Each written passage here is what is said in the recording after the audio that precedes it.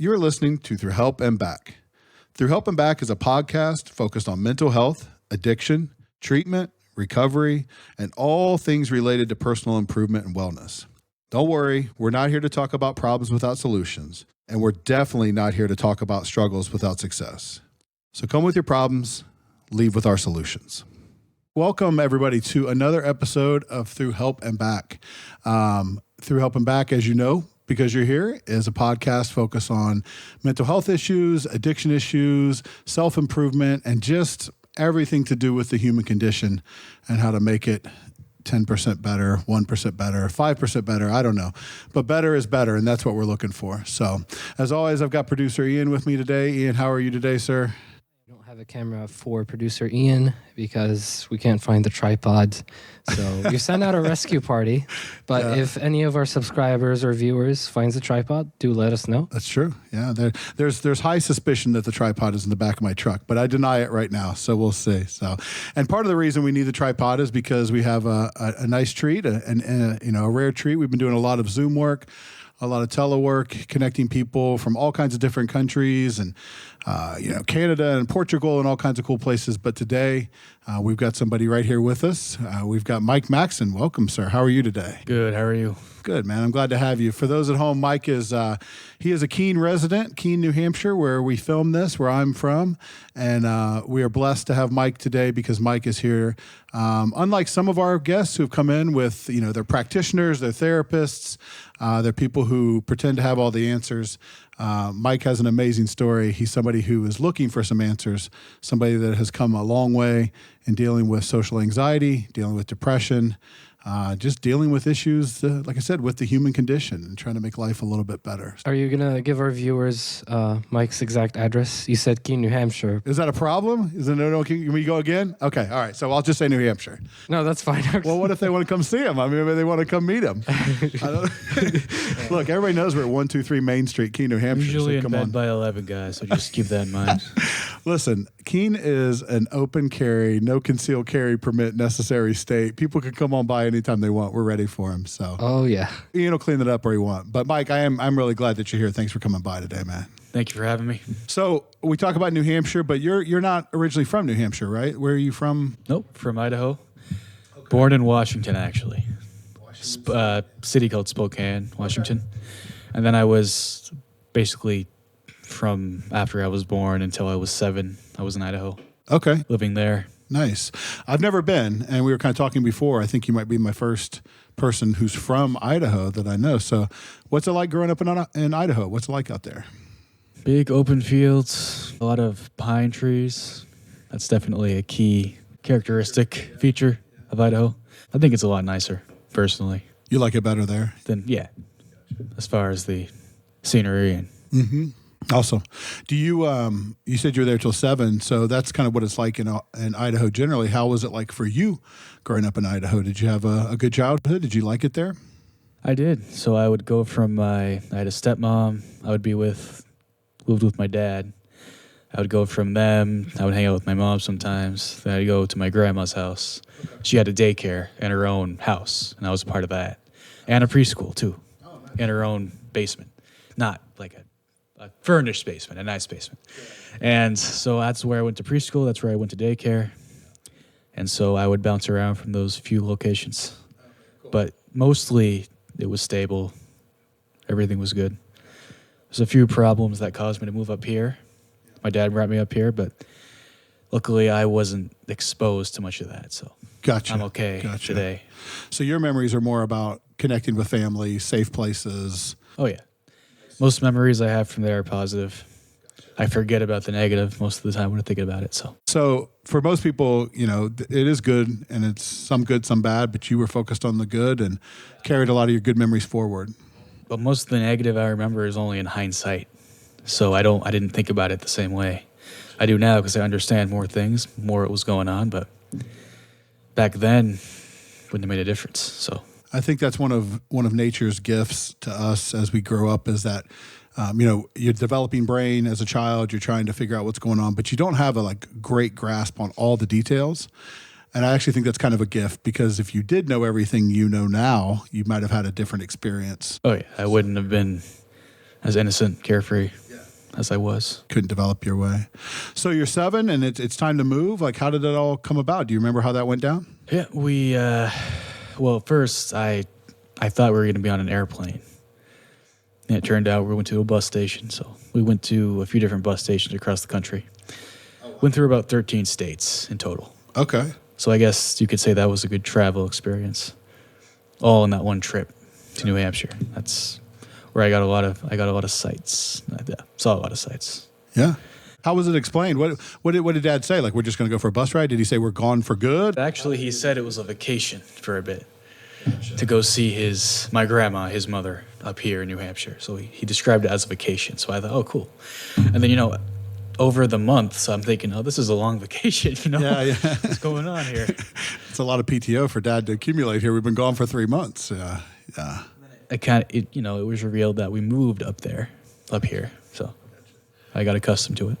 Did you feel misled by that, or it's just, okay, here we go? He probably just didn't want to upset me in the moment, He didn't want to tell me, oh, we're leaving your family in Idaho, because that's not what he was trying to do. He was trying to do what was best for me, which I understand now. Sure.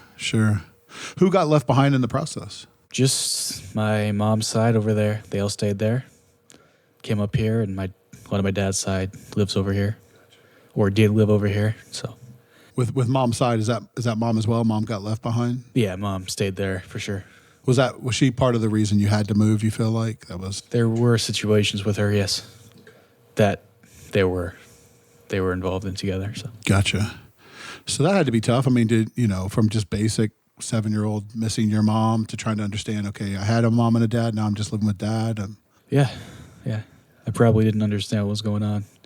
Probably a deeper part of me that was like, she was here, now she's not. Right. So what's the problem? What's going on? What did I do wrong? What did I do wrong? That's where it comes from. That's where the self-esteem problem comes from, because you think you did it. Gotcha. So as a child, you kind of internalized that and felt like I must have done something to... I'm sure I did. I wasn't aware of it, but I'm sure it's somewhere in there. That's how it was processing. So, does the adult you feel that way, or that's what you felt like at the time? No, the adult me now recognizes that thought comes up, but I don't identify with it anymore. Gotcha. So I observe the thought, but I don't think, oh, what did I do? Because now I understand what happened. Yeah. I was a kid. I couldn't do anything. Nothing I could have done anyway. You know what I mean? Yeah, sure. 7 years old, so...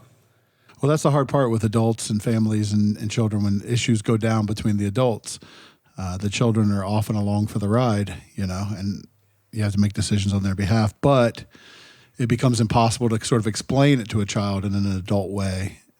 So it leaves the door open for those kind of thoughts. Yeah, and the only way you can understand it is by retrospect. So you may never understand it the way it was because you can't see it in the present. So that's hard. You have to try to create a narrative of the past. Yeah. But that's true. That's a really profound point, because there's actually a whole school of psychology, narrative therapy, where it's like really based on the stories we tell ourselves. I work from a solution-focused perspective, and we use reframing a lot, right? And reframing is about changing the story around the event, as a way of developing a better understanding and a way of being able to move forward. Because if you carry around the idea, the belief that, no, it was my fault and I did something to keep my mom from being in my life, it would be very difficult to get through. Unravel. Yeah. The earlier those thought patterns develop, the harder they are to kind of get rid of. Yeah. And so it sounds like some of those thought patterns were developing for you early on. So what was it like for you once you got here? Did you carry that grief and that sadness that influenced you, or how was it for you? I do remember exactly when things started to, feel off. So throughout school, all the way up from, second grade, all the way up to sixth grade, I felt normal. Like, oh, I'm just a kid in New Hampshire going to school. I didn't feel out of place. I didn't feel weird. I didn't feel different. Didn't feel left out until sixth grade. I started to realize that I felt off around people, like nervous. I don't know why, but I didn't feel like I could be myself. I didn't know what it was. All I knew was that I was uncomfortable.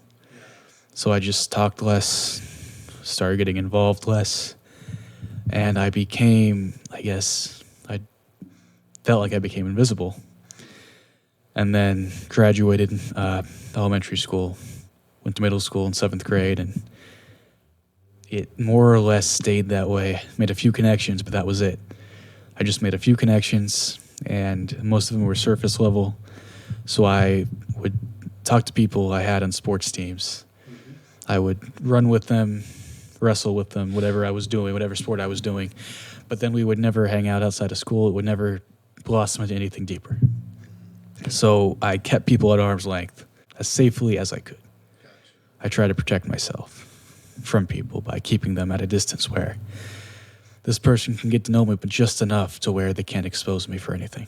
You know what I mean? Yep. That kind of. No, it makes sense. And it's funny that you said those two things back to back, because the first thing you said was it just never really developed into anything deeper. And then you immediately said, I wouldn't let people get close because of safety. And I probably didn't know that I was doing that. Of course not. I was wondering why am I always hanging out by myself, right? Yeah. But you push people away without knowing it.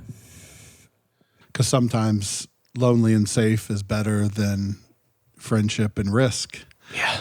Right? Can be. Because if you start caring about people, I mean, think about what happened to some other people that you cared about. And they weren't around anymore.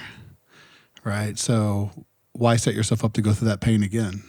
I wanted to jump in quickly and say that also sort of applies to romantic relationships. Something I've learned recently is a lot of people are scared of asking for what they want in a relationship. Oh, 100%. Or even for a relationship in the first place. Like not getting into a relationship because you want to avoid the heartbreak.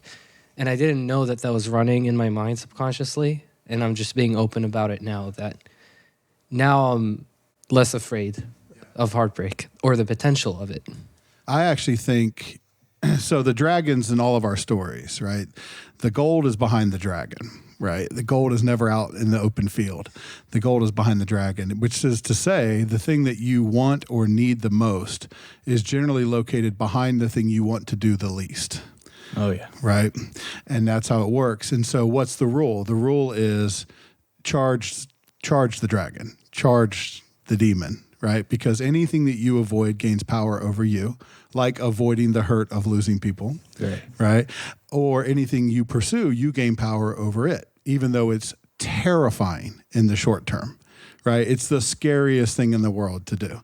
But what you find on the other side is that the Wizard of Oz is really just a man behind the curtain. The ghost is really just a chair hanging on the or a shirt hanging on the chair, right? But you don't know that till you move towards the discomfort and towards the danger. So, yeah, definitely didn't mean to take it too far too fast. But I think from a logical standpoint, looking back, I'm struck by of course, you have a child who has been hurt, who has feelings of abandonment and has started to play with this idea of it's my fault. And then this child, which you were at the time, is careful not to do that again, right? Yep. Right? Well, I'm sort of left with a feeling of course. Why wouldn't you try to keep yourself safe that way? But it's interesting. So it didn't shut you down at that time. You said 6th grade because you're in sports. I'm hearing friends. Starting in 7th grade. 7th grade, okay. The 6th grade was just that year in elementary school where things started to feel off for the first time. I think it was the social anxiety. I didn't know what it was then, but that's when the social anxiety started. So before that, I was pretty much careless about people. I didn't really think about other people, what they thought of me. But then 6th grade, I started thinking, oh, what does this person think? It started slowly coming my way.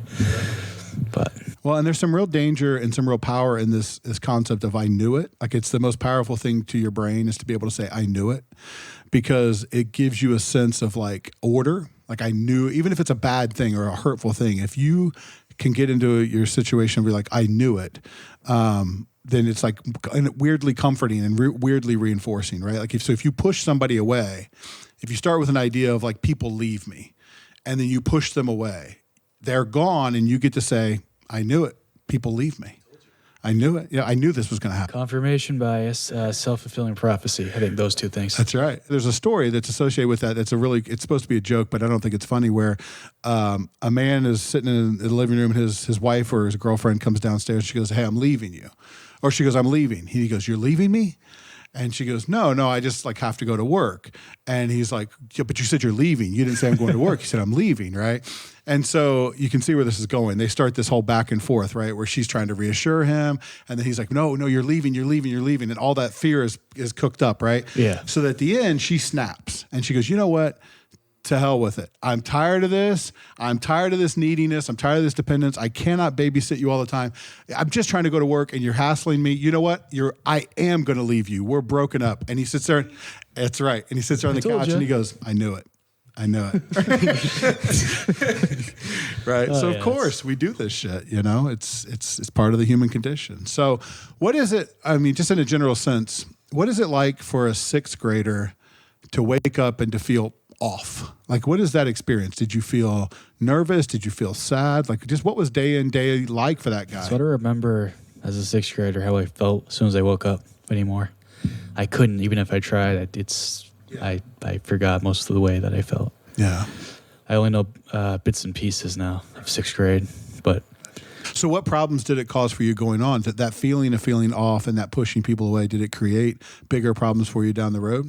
Yeah, I just kept getting into my own head, I guess you would say. So I kept spending too much time with myself with no other validation, no other reassurance from anybody but myself. Occasionally a friend every maybe 6 months that lived in a different state anyway, you know what I mean? Not to invalidate him, not talking about Ian, but the other friend that I have. Yeah. No, Ian's got problems. We can validate him all day long. It's no problem. Yeah. Give me all the validation. He goes to a college in Massachusetts, so eventually we grew apart anyway. So the one friend that I kind of got to know up here just started moving apart at the very same time that I started to feel like there was something wrong. So it kind of happened at the worst time. And maybe that was a part of it. I didn't think about that before. Maybe I thought that happened to him too. Sure. Like the mother, the best friend, everybody else is going to follow the same path. Sure. But I don't know. Who knows what was going on in my head back then? Not good things, I can tell you that much. But no. Well, and when you say not good things, I mean, is that where the anxiety started? Yeah, the anxiety, depression, self-esteem, basically every term you can think of. A combination of a lot of it. That's a lot for like 15. Well, I wasn't like the worst off. So what? Still sucked for you. Still sucked for me. And to me, it didn't matter. Right. To me, I might as well had. Like, that's great empathy, and that shows that you're a good human, but like their thing doesn't make your thing easier. No, it didn't, but. If my leg hurts and you don't have a leg, my leg still hurts. Yeah. Right. And I have to deal with that. I feel bad for you. I'm happy to have a leg, but it hurts. Yeah. And that's okay. That's okay. So what steps did you take? I mean, because I'm getting this picture of this kid who's struggling. He's having these feelings, not really trying to make sense of them. You're making connections now, but at the time, what types of things did you attempt or did you try to do to deal with this stuff or to make yourself feel better? Well, let's start with 7th grade. So I was very bad with girls, right? I'm not going to say women because they're 7th graders, but sure. So I didn't have any concept of the right place and the right time. So I would just go up to a girl, be like, hey, I like you, right? Without knowing who they are. They don't know who I am. Right. And I'm not seeing what the problem is there. Like, this person doesn't know you. Right. You can't just go up to somebody you don't know and just, let it all out like that. And so it was the way that I did it that kind of gave bad results. But of course, I used those results to reaffirm that it was just me. It's a great way to re-experience rejection on a regular basis, though, if you just kind of go rushing headlong into social. I never had really bad rejection. And I never pushed myself far enough to have that happen at all. Like, I never got to the point where I would have let it happen because I never took a risk that was too big. But the little risks that I did take, they kind of stung enough where it put me off for maybe 6 months before I tried something again. And I would keep it to myself for 6 months, overthink it, all that stuff. So social awkwardness, then followed by isolation. Yeah, everybody's going to tell when they watch this podcast. But about having some social awkwardness. Yeah, I'm actually Well, I'm actually struck by how genuine and authentic you're being about your situation, right? Because there's a real tendency to get into these situations and try to like sugarcoat things and act like I got it all together. You know what I mean? So I can't. I don't. But I think it's impressive to go there, man, and to be honest, because that's what helps people, right? Because if you think you're the only guy feeling this way, no. yeah, no way. Thing is, I was very good at putting on a face in high school, right? So I would laugh with my acquaintances that I had, people that I sort of knew, act like I was happy, act like everything was good. I didn't tell people the things that I'm telling you guys. I didn't ever go up to somebody that I knew and start talking about this. I didn't admit that. I just acted like I was just an ordinary guy at school, doing what everybody else was doing, but really, I was hurting all the time and always scared of something, but I just went through it. Did you go ahead? I'm sorry. No. Still got A's and B's in school, still did sports, but there was that feeling of inadequacy on the inside. So on paper, everything looked good, but it's not what it looked You were like. hiding in plain sight. So it's interesting because with those objective markers of success, like I'm on the wrestling team, I'm getting good grades, you know, I'm achieving. I'm getting good grades, but I still feel like a loser. It doesn't matter. So what fed that side of the equation? Like what was the self-esteem stuff coming from? What was the I'm a loser stuff? I didn't belong to a big group of friends. Like I said, I kind of had scattered acquaintances all over the school that I knew from different kind of that I would say hi to in the hallway. But like I said, nothing ever blossomed because I didn't ever initiate, first of all. So I didn't ever try. I was scared to. The first thing that actually ended up going anywhere where I would hang out outside of school would probably be Ian over here. So he is the one that broke the pattern. Kind of proved that I wasn't doomed. So thank you, Ian. The bromance is very intense right now. You don't have to say that.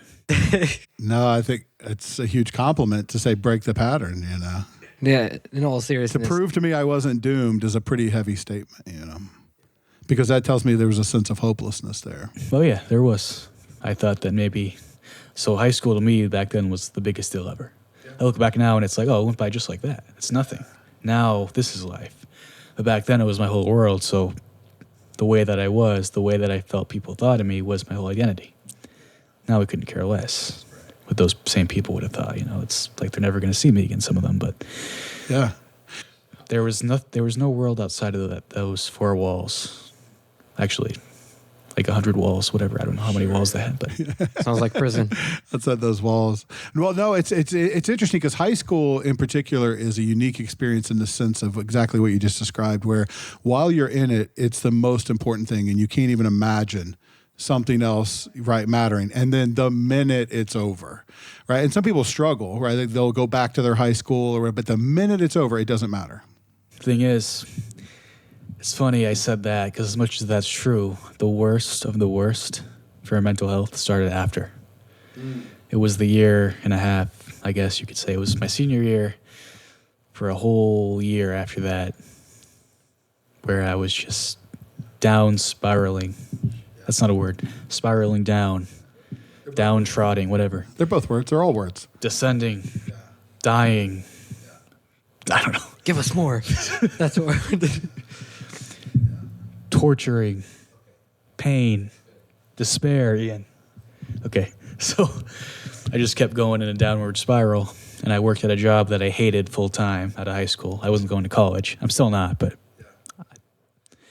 back then I thought that was everything. Oh, I'm not in college right now, so I must be a loser. And I was working at McDonald's then, which I ended up despising after a while because, you know, it's not a fun place to be after a while, you know, dealing with those people. And it's fast food. Nobody really likes. Maybe some people do, but you know the stigma against it, you know, people. Yeah, sure. People want to avoid ending up somewhere like that their whole life, you know. So I didn't see it as, oh, this is a job I have right now. I saw it as, okay, this is it. I'm not going anywhere. Just waking up every day, coming here, going home, laying in bed, and sleeping. I didn't have a car either at that point in time, so I felt pretty stranded. You know, one thing that's coming out of your story is something I think that applies to a lot of young kids right now is your feeling of that lack of depth in your relationships. Like you made the comment, like I had a lot of superficial contacts, right? But there was nothing that was real. There was nothing that was like substantial.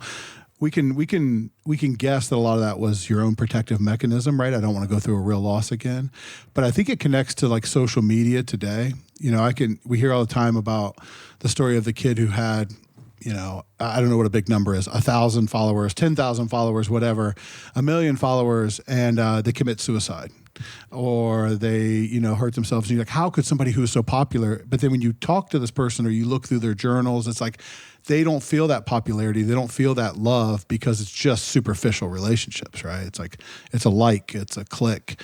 It's interesting because you felt that lack of depth. Yeah, it's funny though. Was once I was sitting next to this kid on the bus in 8th grade or 7th, I think 8th grade, and he had an iPhone at the time. I didn't. He had Instagram, and he was scrolling through his followers list, and I was like, "Oh my God, you have a lot of friends, man! Like, I wish I had friends." Right? I thought it was actually like a real thing. Like, oh, you actually have friends. Like, I didn't realize it was just a number. Yep. And then I got Instagram, started using it. Nothing happened because I didn't understand that wasn't realistic. And then I got disappointed again, right? I was like, wait, what's going on? People like my pictures, but then they don't talk to me. When I go to school, like, you just liked my picture. Say hi to me.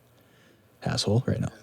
No, but Yeah, you probably feel that way. Yeah. it's like, whoa, what's going on? What is this? What are they just pretending? Like, it's just a big social media. It's just a big game. It is. And it's insidious, calling it your friends list, right? Your contacts, but they're not real friends. Instagram doesn't call it friends. Facebook does. Facebook did. So you have 600 friends, right? You do not have 600 friends. Maybe you have 3 or 4. Right. Call them. Yeah, call them and ask them for a favor right now. You know? Yeah. It's not, it's a status thing. It's not a support thing. But status was something that I think you'd mentioned that you were searching in lots of ways, right? Like there was like the achievement at school, but then there was also like physical stature was like eating at you. You were like worried about that. So there was like always this measuring yourself versus others. As much as I didn't have close friendships, I was known by a lot of people as just being a strong kid. Being a strong kid. Physically strong. So I worked out a lot. But I wanted people to care about that, but I don't think I wanted people to care about that as much as I thought. I think I just wanted to be seen. So that's the best way I knew how to be seen back then. Getting bigger in the gym, being noticed that way. I didn't feel comfortable speaking my mind or talking to people. So if I didn't want to talk to people, at least I could, get bigger, physically present myself so I could be seen in some way, right? Better than nothing. And so once that just hit its wall and it didn't go any further, it stopped being reliable. I was like, okay, well, it's got to be more to me than that, but what is it? I don't know what it is. Right. So real search for identity, which is interesting because at a high school age, who am I? Who am I not? What works for me? Those are very natural things to be wrestling with. But for you, it just feels like it went to like a different level. That lack of firm identity was causing some real problems. Because I didn't even identify with other people at the time very much. So it just, yeah. So a lot of people that deal with that, so like in the male world especially, depression is often anger or resentment or hurt turned inward, right? Like we put it back inside on ourselves. So a lot of the working out, right? Like it's funny, even that term working out, like what are you working out, right? Like I'm working out these feelings. I'm working out, that hurt. I'm trying to overcompensate here. I think working out is a great thing, but a lot of the reason I did it back then was to make up for my perceived sense of inadequacy on the inside. So I was trying to work it out of myself, lift it out of myself, buff it out of myself, whatever you want to call it. Sure. But it didn't solve the problem because it doesn't. And that inadequacy, was that because of the family background? Was that because of the lack of friends? A combination? It was probably, I'm thinking it was originated back to the whole leaving Idaho. Mm. And the older I've gotten, the more I've kind of thought of it that way. It's got to be traced back to that one thing. That makes sense, yeah. So no matter how I looked on the outside, in my mind, I felt small. So that's all I saw. And it starts at that disconnect from where you grew up, disconnect from the family. That's kind of where that started. So now that I'm disconnected, I can't find a sense of self, and nothing to take his place. So how did you avoid, or did you avoid, a lot of the pitfalls that people who deal with that go through, like self-harm, suicide attempts, drug and alcohol use? I mean, there are a lot of like global problems that start with that original hurt, that lack of identity. I can't find an answer. I can't find a way to feel better. So actually I do things that make me feel worse. Like, did you engage in any of that, or were you able to avoid it? I never did. I'm sure I felt like it. There were times where I felt so like low that, I just wanted to sleep. Or when I woke up in the morning, I didn't like that I woke up, right? Got to that point. But there's a part of me throughout no matter how bad it got, that knew that everything was going to be okay someday. You know what I mean? Like, I was meant to be able to overcome that and a lot more. You know what I mean? So that's interesting. Where does that voice come from? I don't know. It's just always been there. I don't know where it came from. But there's some voice there that told me that, not like, I don't hear voices in my head, but you know what I mean. Like, an inner voice that's telling me. We all hear voices. We're all the only conversation we have our whole life is with ourselves, right? Ian. That's a scary voice. If it's you don't want to hear that voice now. Yeah. There was the inner critic that was always talking. Very loud. Very loud. Like in 1,000 different forms, right? And then there was that positive voice that just didn't say anything at all, but it was just standing there. Say it was just there. Just being present. So that's the only thing that got me through, was thinking that it could be better tomorrow or next week, next month, next year. Or, there has to be a way out of this. There was. That was going to be my next question. Was it right? Well, did things get better? Yes. So how did they start to turn around? How did they get better? Well, I guess doing different things, trying different jobs, just getting myself out there, getting different perspectives. Leaving McDonald's was a good choice because it got really stale, repetitive, frustrating. I just didn't enjoy myself.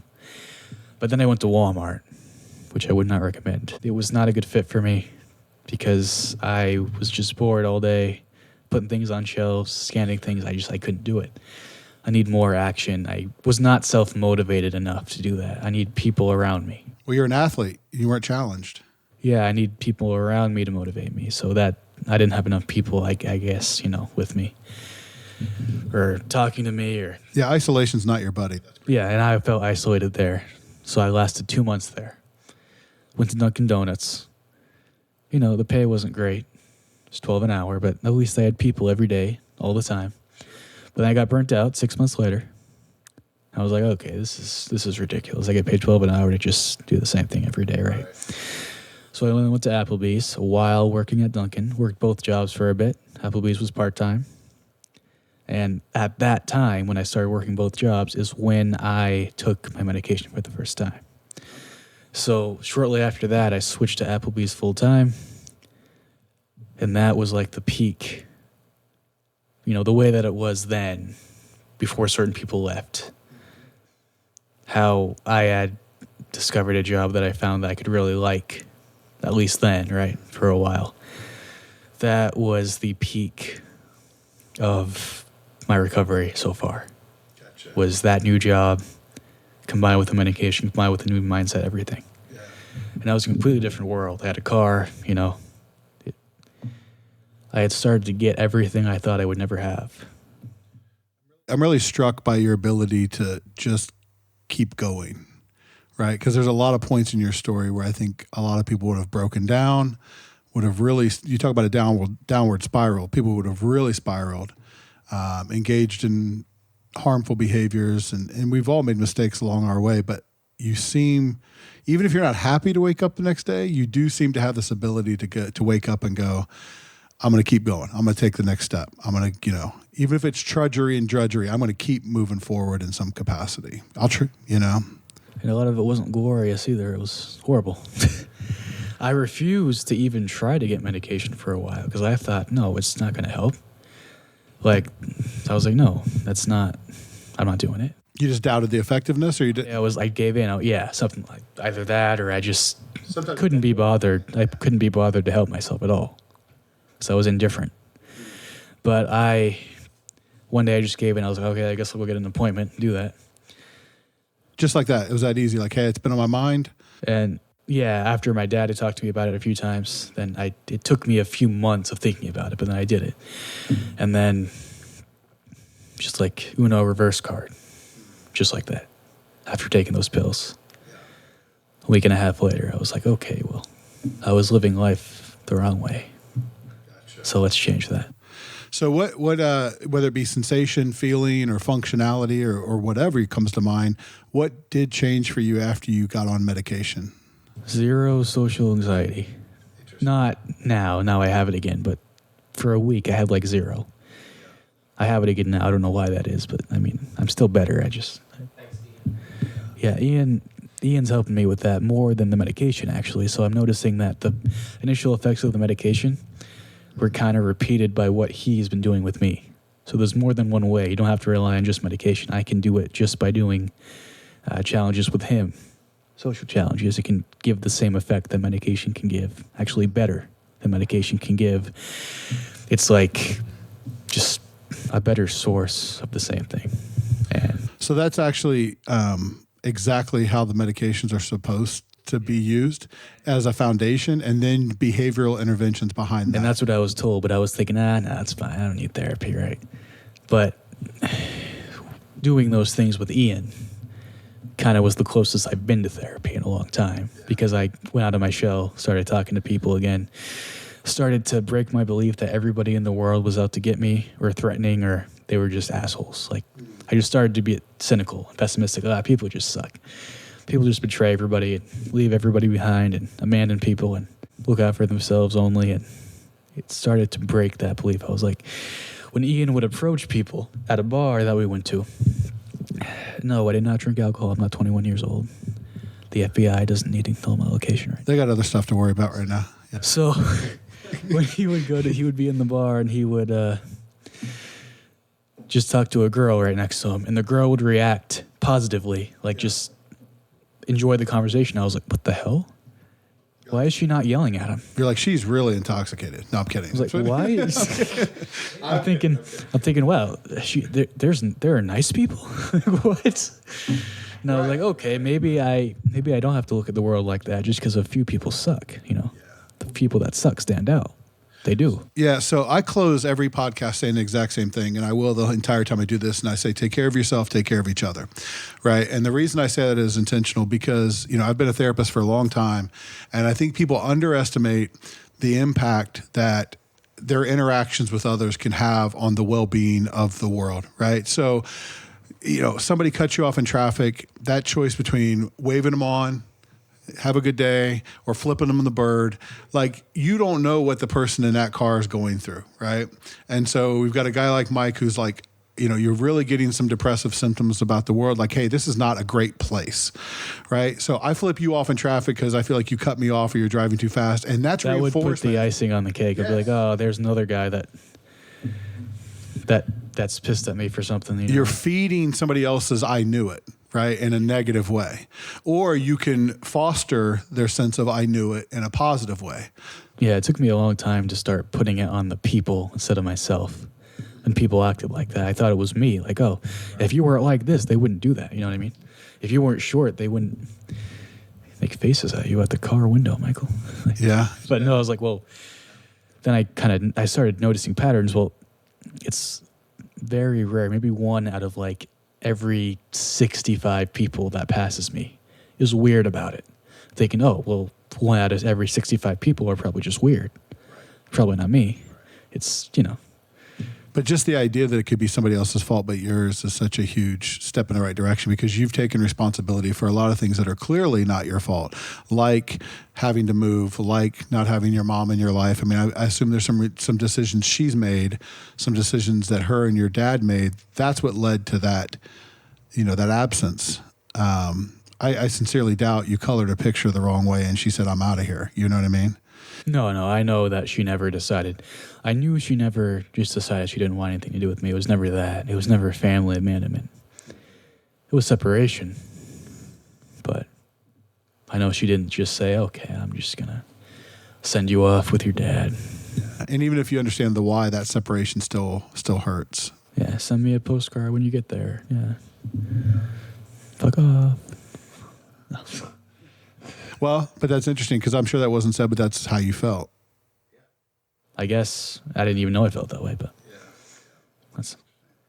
So what has come into your realm of possibility post-medication?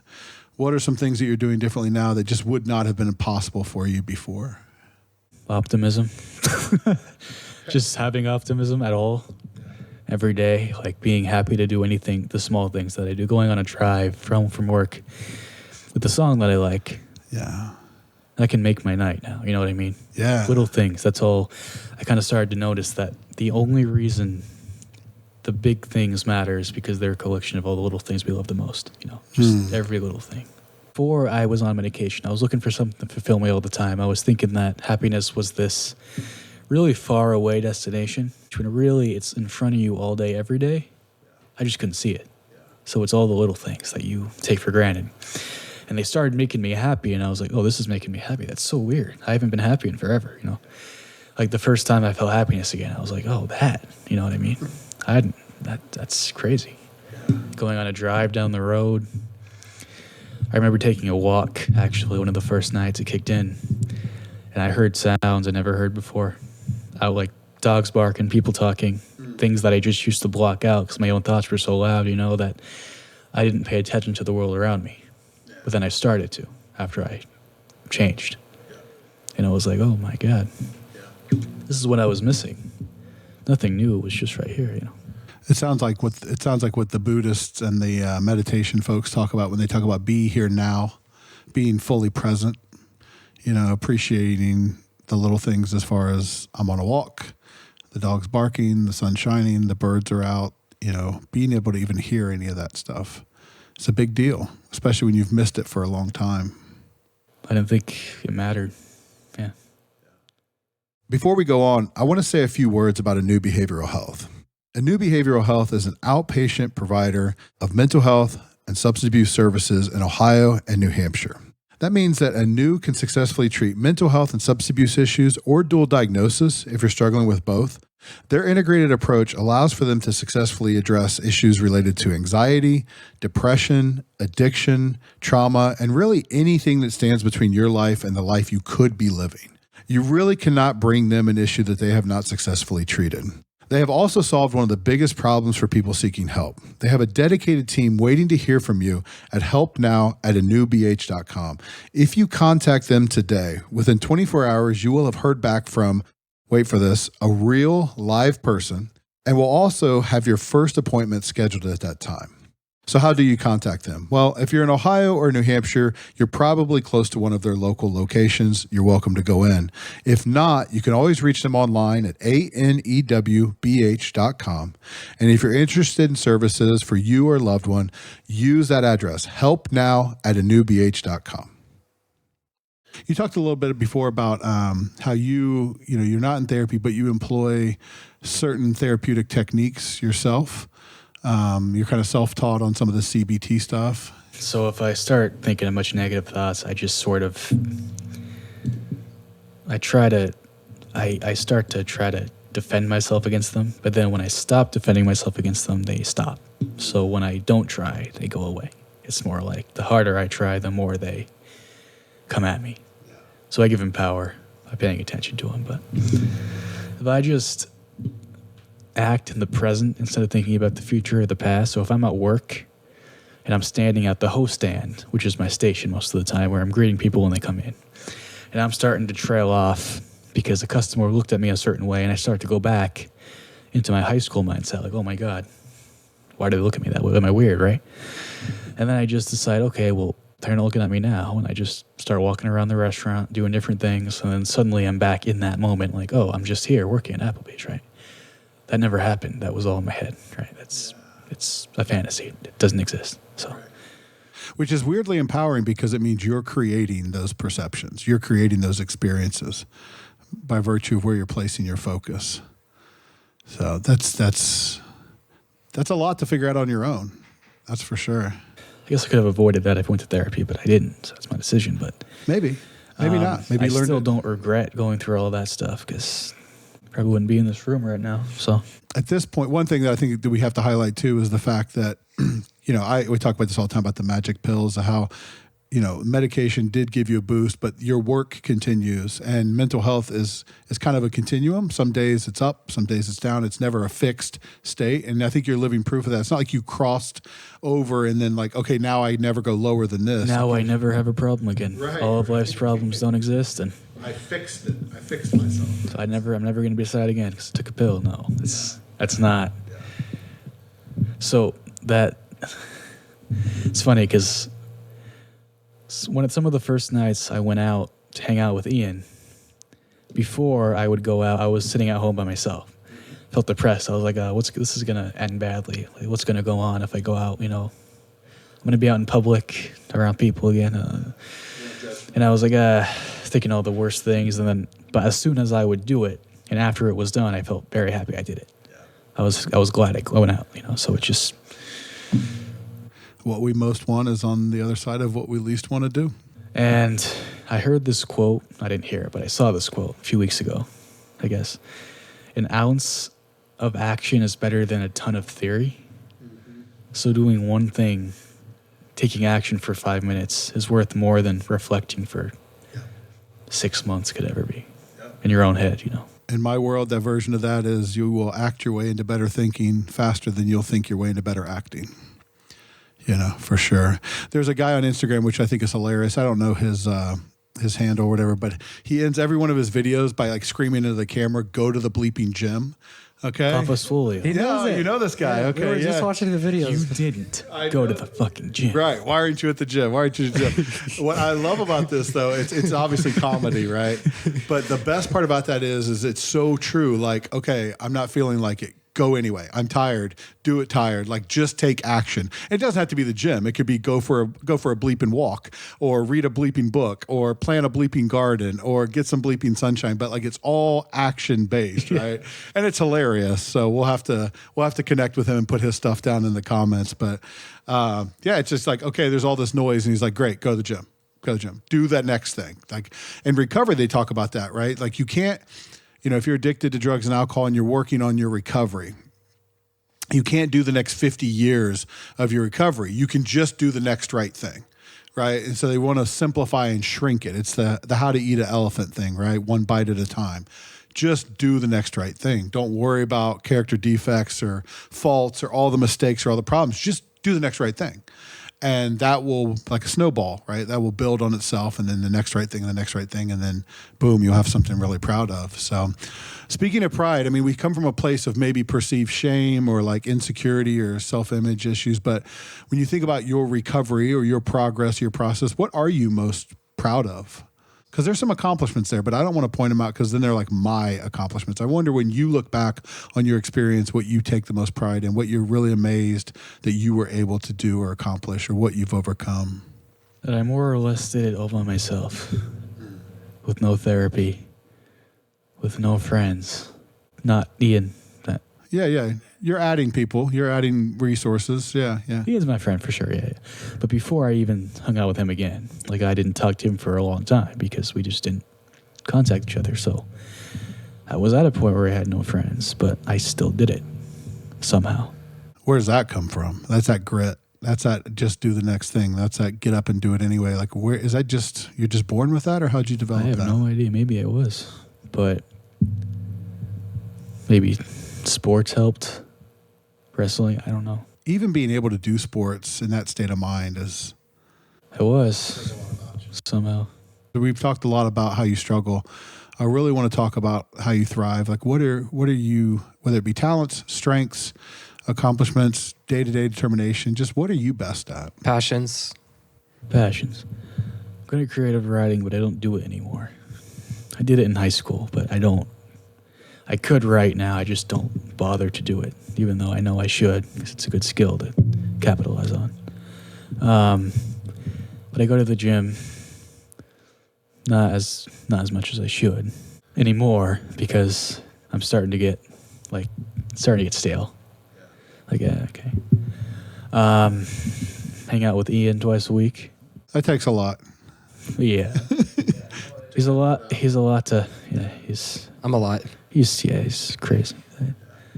But I'm not doing so much right now, that's all. if I'm being honest. But when we sat down, you talked about, I'm not a finished product, but I'm doing a lot better. A lot better. Yeah. So even though you're not doing much, as you described it, you still feel that you're in a better place. Feel like I'm not doing much, but I know I could, go join an MMA class or something. You could also do nothing. You could sit in your room and be depressed. You could judge yourself again. You could become sad. You could hate what's going on. There's a lot of things. So if we're going to play the could game and you're going to beat yourself up with all the good things you could do, I think you have to be fair and point out all the bad things that you could do that you're not. You could self-harm. You could drink yourself to sleep every night. You could experiment with drugs. Oh, and even drink, yeah. You could engage in risky behaviors, right? You could stop calling Ian. You could, just like ghost me. Right. So this is over. you could not come on a podcast like this and tell the truth and help other people through your story. So I just want to make sure if we're going to play the could game, let's play both. No, I know. Yeah, I don't give myself credit, but it feels narcissistic. I'm weird like that. To give yourself a compliment. So I don't like that. I'm weird. I'm sure it's uncomfortable. Right? I've never been on a podcast in my life either. Well, this is hardly a podcast. It's sort of one, you know what I mean? Sort of. It's a good one to start with. You can go on a real podcast someday. So how's it feel being here? How's it feel talking about this stuff, like putting this on the table, like looking back? What's that experience like? Well, I hope that somewhere out there there's somebody who felt like I did. I don't want them to feel like I did. I hope that if there is, that they watch this. And something I said triggers something in them. They can do the same thing. How do they get started? They just do the next thing on their agenda. They don't think. They just act. And one day they find themselves in a place different. Somehow. That's all. You were talking earlier about kind of your perspective on happiness and how not every day is going to feel like the happiest day, but that's normal, right? Like those are the extremes. Happiness. You don't want that, because then happiness would be worthless, right? So what's next? What's on with your plan, with your future, with your development, your progress? What's next for you? Okay, finances. So my biggest struggle right now is being financially smart. I blow my money on clothes, right? I still engage in retail therapy when I'm bored. I buy clothes to make myself feel better for a minute. I'm not saying I'm depressed like I used to be, but... No, it's a quick shot of dopamine. I get bored throughout the day. I'm like, okay, I'm going to go to Target and buy like 6 shirts. Oh, why is it $85? It's only 6. Yeah. Before I know it, my savings is all gone, and I'm like, I can't fix my car. And so I think, just because I'm doing better, it doesn't mean that just doing better and thinking about doing better isn't doing better. You have to channel that. So I got to start channeling it into my finances, working out again like I used to. You know what I mean? How will that show up, or how will you apply that to like your relationships? Because I think about putting the positive in emotion, and I hear your story about disconnect. Like, do you have a ongoing relationship with the family members that you were disconnected from? Is that developing? Like, what's the status there? I don't talk to them every day or anything, because they're different time zones, different schedules, all that. But I do have contact information with all of them. I could text them at a moment's notice if I wanted to. I could FaceTime them, whatever. So I have the ability to reach out to them, which is all you need is the ability. Sure. So they still feel like family. They don't feel like they're gone. Yeah. It was different as a little kid because I didn't have my own phone. I was at the mercy of if my dad gave me his phone to talk to them. So, if he couldn't always do that, obviously. So, but yeah, if I want to talk to them, I can talk to them. So. Does that happen? Like, is it happening? Yeah, they reach out to me. I reach out to them. Depends. They might call me. I might call them. My aunt lives in Arizona. She checked up on me last night after like quite a few months. So yeah, just depends when they decide. And as those relationships continue to develop, does it make it easier, do you think, for you to get into other relationships, social relationships, dating relationships? Because now it's like you're reestablishing that family relationship foundation that you had wished you had. I'm starting to realize it's not a big, complex mystery. Socializing, Ian It's all going back to Ian. I know I say Ian's name all the time, but like Ian, there's not enough gratitude that I have for him to be able to express in words. Like he's, Oh, man.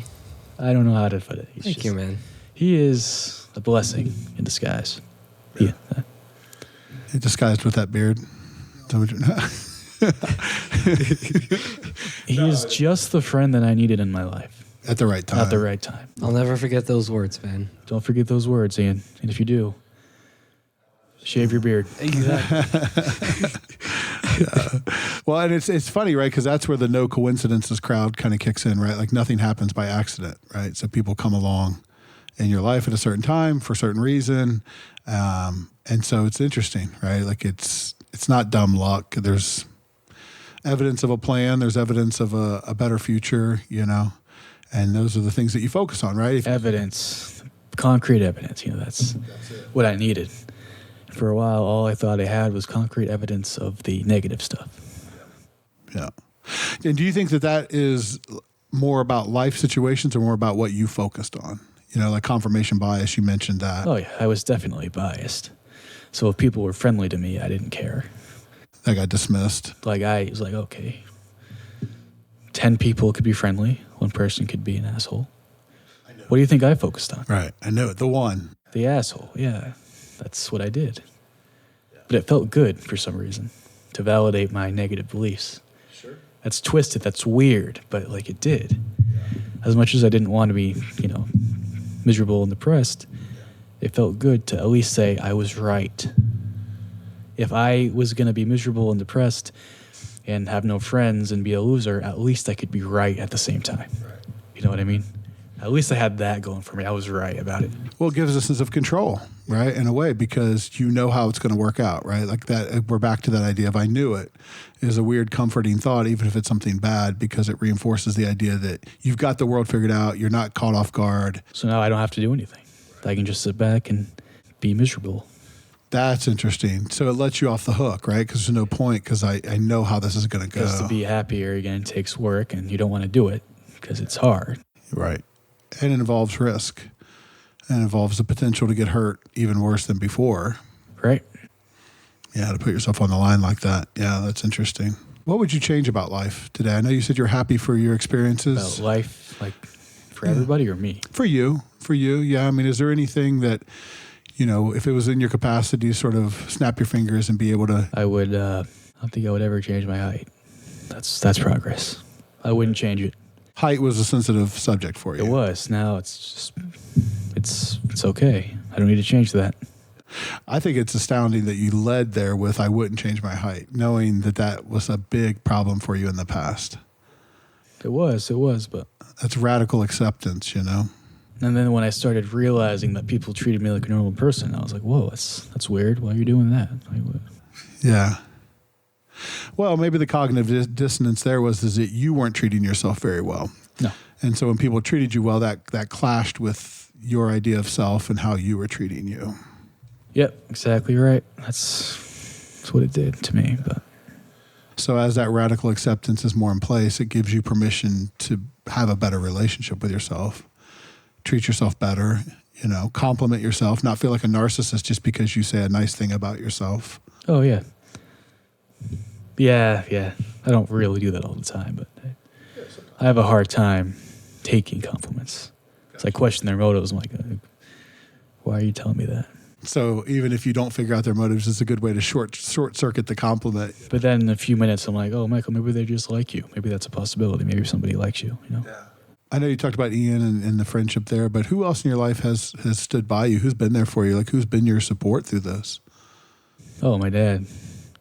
From day one. I mean, I did use him as a therapist for a long time. I didn't have anybody else to talk to, so I dumped it all on him all the time. I didn't blame him. I just would always vent all my problems to him.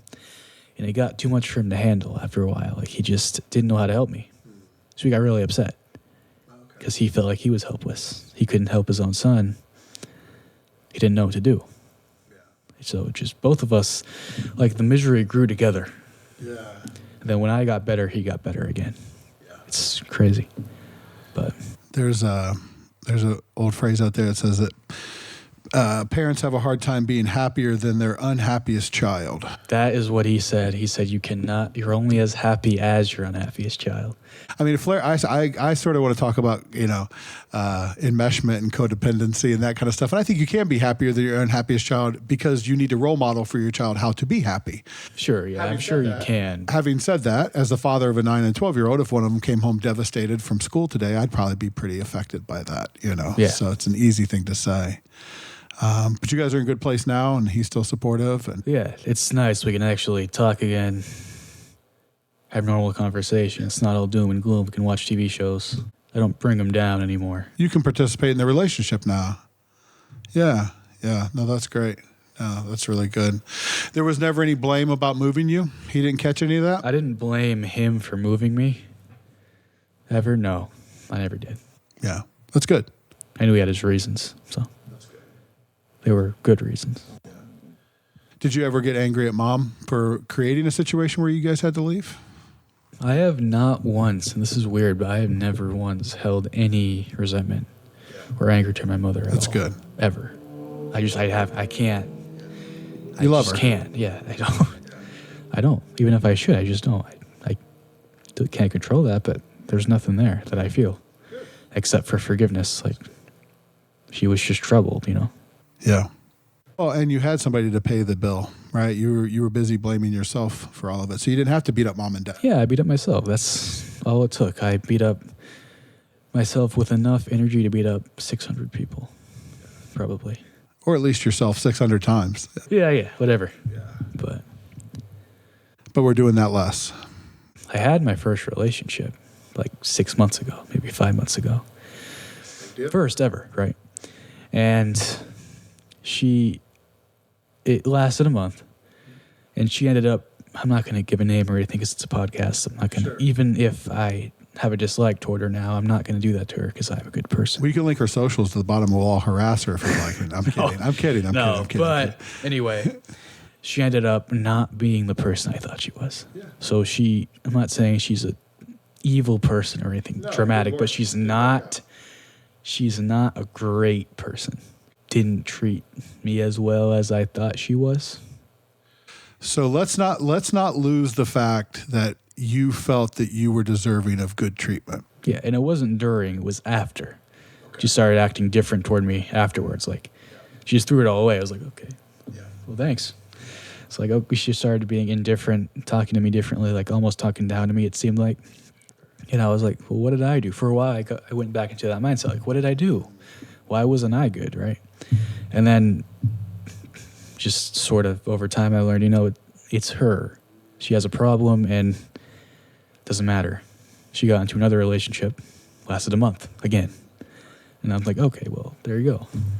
That is such so there's a lot of good stuff there. That is such a minefield relationship for you in particular, because the blame and the not treating you well and the negative commentary towards you are all things that you had done to yourself for so long. And what do you know, by luck, you find yourself in a relationship with somebody who's offering that to you. And you had the ability within a month, because understand, some people throw away years in toxic relationships, right? Well, she kind of broke it off. I didn't say we're done. Well, good for you. You got lucky then. But I noticed red flags at the beginning. I kind of ignored them. I was like, I knew it, but I was like, that sucks. I don't want to have to do that. And then I did, and I was like, okay, well, now I feel better. After it was over, I was like, I kind of needed it to be over because I was so desperate for something like that for so many years before I had it. And it took having the one that wasn't the right one to realize that it's not about having it, it's about having the right ones. And we're here to grow, and we're here to develop, and we're here to evolve. And so what's interesting is, like, if you want to develop, you're going to have to go through those challenges, right? And if you want to be strong, the universe, or whatever you believe about the universe, is going to send something your way that's going to make you feel weak so that you can build your strength, improve your strength, right? And there's just something in relationships where if you have a potential victim and you have a potential victimizer, and these are gender independent, on separate sides of town, they're going to find each other. They're going to find each other because the victim needs to learn how to not give in to the potential victimizer, to not buy into those messages, and to stand up for themselves.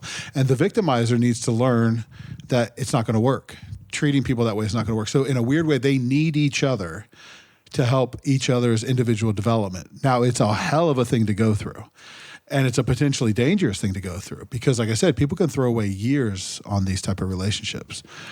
But we can't lose the fact that you didn't, and you have a better understanding of yourself as a result. I just see the positive I got from it. That's all I see now. I don't regret it because now I know I don't need a relationship. I mean, imagine at 14 years old being able to say, I only see the positive out of this situation because I needed this to grow. Like, that just wasn't you. No, I didn't. That was like, if somebody told that to me, I would just get angry at him. Like, no, you don't know anything. Tell me how to be positive. There's no such thing as positivity. This is hell. We live in hell. No, it wasn't like that. But No, it was like that. Right? Like, you're letting yourself off the hook, but it felt like that some days. Some days, yes. It felt like positive people were just a cliche. It's like, no, what do you don't know what you're talking about. And then I finally learned that they did, but my dad, most of the things my dad said to me ended up being true. And I was like, oh, okay, well, thanks, man. It's funny how that works out sometimes between parents and children, I think it was Mark Twain. He said he left home because his dad was such an idiot. Came back 10 years later and was amazed at how smart the old man had become, because he finally had grown old himself and realized there was a lot of wisdom in what the guy was saying. So that's interesting. It's interesting. I think it's important, like I said, I'm speaking about this relationship, but your development as a whole, and we don't want to be melodramatic, but I think, having been a therapist for a long time, I talk to a lot of people with a similar story. Abandonment, shame, self-esteem, manifesting itself in anxiety, depression, but it gets worse. And a lot of people behind this same type of story have hurt themselves, have ended up in toxic relationships, have developed addictions, have checked out from the world, and have killed themselves, have just said, that's it, I'm done. And so I do think we take a moment and just sort of note, for the record, if you will, the fact that you didn't go down any of those roads. And that demonstrates a level of strength that probably saved your life. Yeah, I didn't ever self-harm or do that. I did think about when it got really bad, it was like I became passively suicidal. So I thought of ways. I just didn't do anything. But I started brainstorming, like, okay, well, if I have to do this, what am I going to do? I will admit that. No, for sure. For sure. It was bad. I didn't tell my dad about that. Like, I think about this. Yeah. And I didn't want to tell him, I want to scare him, but I did. Yeah. But then I just decided to not do it. I mean, deciding not to act is a decision. Because, it's like, okay, well, I'm not really going to do this. Yeah. And most suicide is often not about wanting to be gone. It's about wanting pain to stop. You just don't want to feel the way you're feeling. Yeah. You don't want to die, it's not. But if life is always pain, then that's what you're going to see. That's what your definition of life is going to be. Life is just pain, right? That's all you see. So people who say they want to die because they associate life with all these bad things, they haven't seen the positive side yet, so they don't know that suicide is worse than sticking it out, maybe seeing the other side.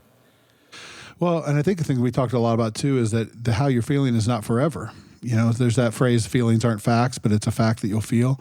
It's also that feelings aren't forever, and even on the worst day, like that's not your perpetual state from now on.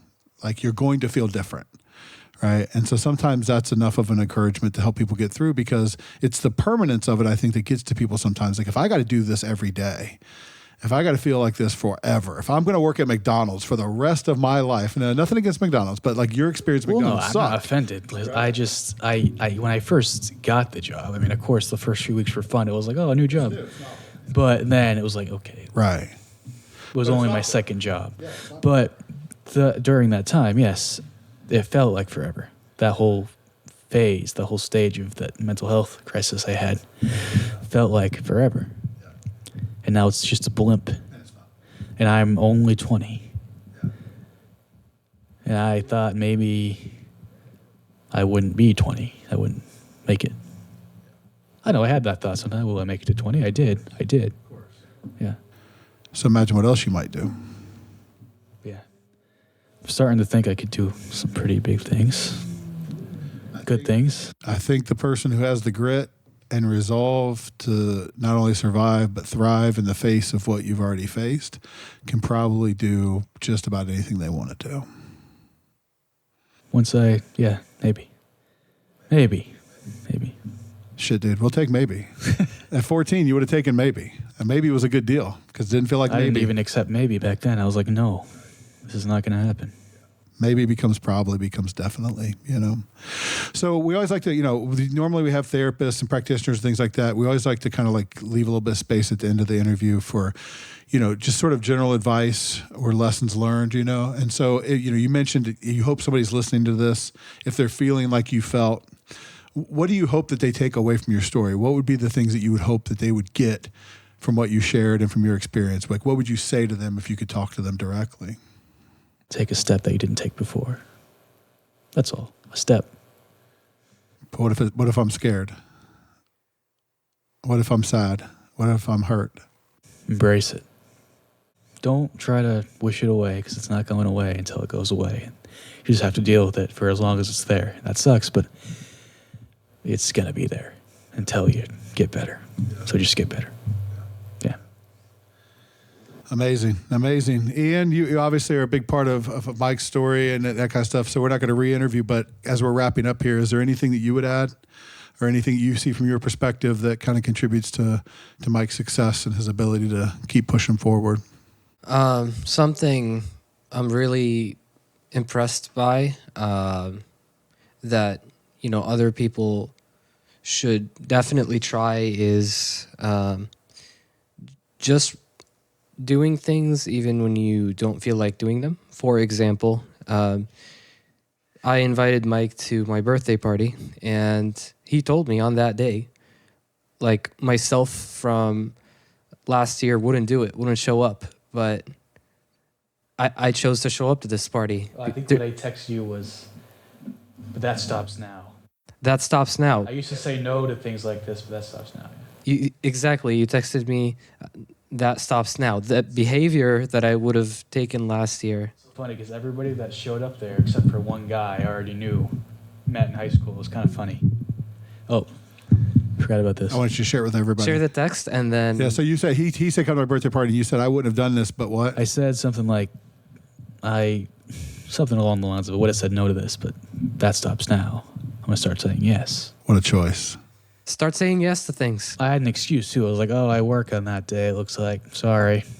And then I switched the shifts around, only to find out that it was actually on my day off, and he just gave me the wrong day of the week. So I asked the man. So then I was like, oh, I can't come because I already told him. And I was like, no, but I could switch it back. I went to the manager, said, switch it black. Could you switch it black? He said, switch it back, please. Because he made a mistake. I'm sorry. He said, yeah. And then I could go. So it's just, I could have used anything I wanted to avoid social interaction because that's what I was best at in high school. I can't go because it doesn't interest me anyway. I can't go because I don't have a car. Yeah. When really, I don't want to go because it's scary. You're hiding. Yeah. I'm hiding. And I'm using whatever excuse I can to hide. And I could see the battle with himself through text, oddly enough, because like he said, he did kind of something switched in that moment for him, and I felt that, and I just respect that a lot. Agency. Yeah. Move towards the discomfort, you know. Feeling like I could be in control. Because I used to feel out of control all the time my whole life. I still do a lot, but it's starting to get better. Yeah. That's what I want more than anything, is just to feel like I'm in control of my own life, you know. And that's what the fear took that away from me in high school.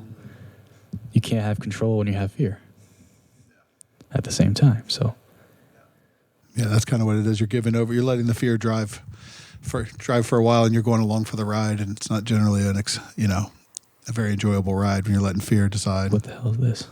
Yeah. Well, it's an amazing story, man, and I appreciate you sharing it. And now to your list of accomplishments, you can add, you did a podcast. Yes, so, first time. There you go, man. Appreciate that. You made it, yeah. Yeah. Ian's very proud of you, man. Unnecessary. We're clapping in the background, but no.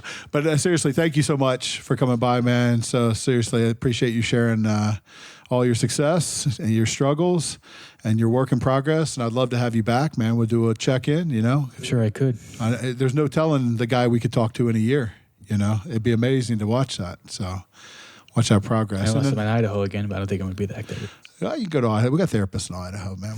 So that's great. And then as a wrap up, obviously for all of our listeners, thank you for the time for sharing this and hearing Mike's story. I think it's an amazing story. You know, if you are somebody who connects with any part of this, you know, just the sense of that life could be better, or that sense of feeling lost, or I'm really impressed by Mike sharing some of the early hurts that he dealt with when he was young and wanting things to get better, but not really sure how to do that. Or maybe you're tired of chewing on your dad's ear and wearing him out and saying, "Here's all my problems, and I'm going to deal with that." And you want somebody else to help you out with that. That's what Anew Behavioral Health is here for. To give you that assistance, to give you that push, to give that accountability. They offer individualized care through their psychiatric services, through their psychological services, therapy, case management, nursing, whatever you need to take that next step. That's what Anew offers. So if you're in New Hampshire, you're in Ohio, you're looking for that kind of support, reach out to Anew. You can get us at anewbh.com. You can always email help now at anewbh.com. So as always, Ian, thank you for producing this, man. It looks like you've done a lot with this case. You know, you and Mike, the work continues, and you've been a wonderful support for him. So he's expressed his appreciation, but I express my appreciation too, because like I said, I believe in taking care of each other. And Mike, seriously, man, thank you so much for sharing the story. Seriously, a lot of bravery and courage, and I'm honored to hear it. I'm honored to be part of it. To say all that stuff, but it was hard to admit some of that. I did. Well, you can beat Ian up on the editing, and we'll see what actually makes it to production. So, so keep at it, man. I appreciate you. And like I always say for you guys at home, until next time, take care of yourself and take care of each other. Take care of each other. Think about Mike's story. Go to the fucking gym. And go to the gym. And go to the gym, man. Take care of yourself. So thank you guys so much. Appreciate it. Hey guys, although Through Help and Back is an excellent podcast with a lot of great ideas, I do want to let you know that in no way is Through Help and Back expected to be perceived as or relied upon in any way as specific medical advice or mental health advice for you personally. The information provided through Help and Back on our website or our podcast is not intended to be a substitute for professional medical advice, diagnosis, or treatment that can be provided by your own providers. Do not use our content in lieu of professional advice given by qualified medical professionals, and do not disregard professional medical advice or delay seeking professional advice because of the information you have read on our website, heard on our podcast, or otherwise received from us. Although we love discussing issues related to healthcare, mental health, and addiction, we are not providing direct healthcare, mental health care, medical, or nutrition therapy services. We're not attempting to diagnose, treat, prevent, or cure in any manner whatsoever any physical or psychological ailment, any mental or emotional issue, disease, or condition. We are not giving you specific medical, psychological, or religious advice whatsoever. Please take care of yourself and take care of others as you always seek the advice of your own medical providers and your own mental health providers regarding any questions or concerns you have about your specific health, or before implementing any recommendations or suggestions from us. These are ideas that have worked for other people. We think it's important to share them. We do not guarantee that they will work for you specifically. Do not stop taking any medications without speaking to your physician, nurse practitioner, physician assistant, mental health provider, or any other healthcare or medical professional. And if you have or suspect that you have a medical or mental health issue, contact your own healthcare provider promptly. Also, one last thing, if you know or suspect that you are currently experiencing a crisis, it is absolutely imperative that you seek the advice of your doctor or other emergency healthcare services prior to ever thinking about using our content. We love the conversations. We're glad you're stopping by. We hope you take a lot from the content. But again, for your specific individual medical situation, please always seek quality personal care from your own providers. Do not let this information or this advice stand on its own. Thanks so much for listening.